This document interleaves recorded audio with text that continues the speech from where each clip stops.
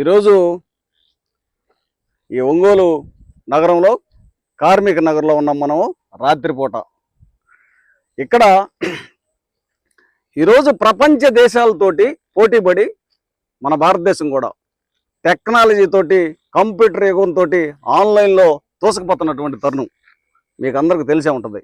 అయితే ఈ ప్రకాశం జిల్లా కేంద్రమైనటువంటి ఒంగోలు నగరం, ఈ ఒంగోలు నగరంలో ఇంతలా టెక్నాలజీతో ముందుకెళ్తున్నటువంటి తరుణంలో ఈ రోజుల్లో ఈ కార్మిక నగర్లో వాస్తవంగా ఇక్కడ ఎస్సీ ఎస్టీ బీసీ మైనారిటీలు అందరూ రెక్కాడితే కానీ డొక్కాడనటువంటి నిరుపేదలు జీవిస్తున్నారు. పసిబిడ్డలు, ముసలివాళ్ళు చాలామంది అంటే ఉదయాన్నే టౌన్లోకి మరి పొట్టకూసి కొట్టు కోసం పనికి వెళ్ళి సాయంత్రానికి తిరిగి వచ్చి రాత్రి అంతా ఆకొని నిద్రపోయేటటువంటి కష్టజీవులు. ఇలాంటి తరుణంలో ఇలాంటి కష్టజీవులకు మరి ఒక డేరాలతోటి నిర్మించుకొని పడుకుంటా ఆ తర్వాత దీపాలు కిరోసిన్ దీపాలతోటి మరి జీవిస్తున్నటువంటి తరుణము ఎంత దుర్మార్గమైనటువంటి తరుణమో మీరందరూ ప్రజలందరూ గమనించాల. అయితే ఈ కాలనీలో ఉన్నటువంటి పాకాలను కూల్చివేసిన సమయంలో చోద్యం చూస్తున్నటువంటి పోలీసులు తీరు తర్వాత మాట్లాడుకుందాం.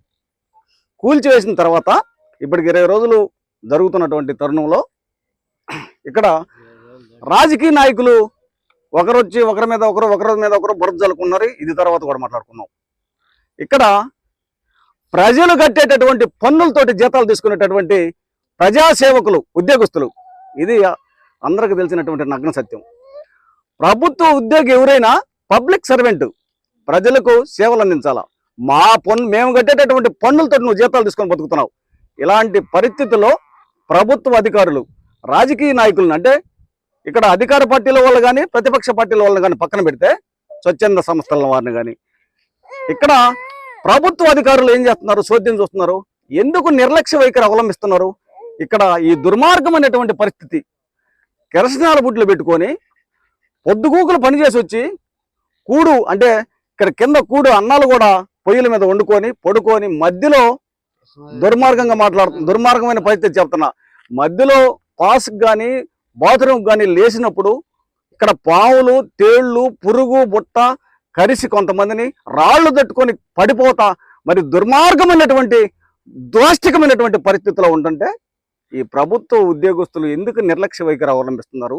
ఎందుకు ఈ విధంగా మీరు నిమ్మక నీరెత్తినట్లుగా ఉంటున్నారు? సమాధానం చెప్పవలసినటువంటి బాధ్యత ఈ యొక్క రెవెన్యూ డిపార్ట్మెంట్ మీద, కలెక్టర్ గారి మీద, ప్రభుత్వ అధికారుల మీద, అందరి మీద ఉన్నది. ప్రజలారా మీరందరూ గమనించండి.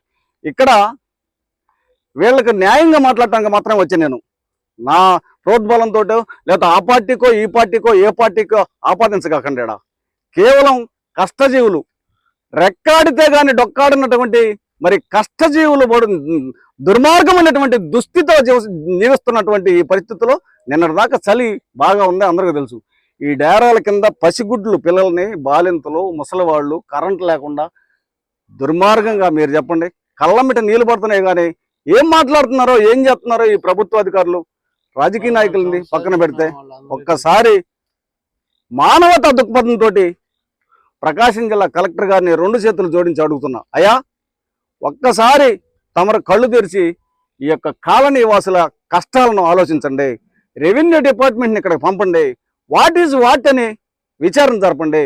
విచారణలో నిజాలను నిగ్గు తెలిసి వీరందరికీ న్యాయం చేయవలసిందిగా ఆంధ్రప్రదేశ్ రాష్ట్ర మాల మహానాడు తరపున నేను సవినయంగా ప్రకాశం జిల్లా కలెక్టర్ గారిని వేడుకుంటున్నాను.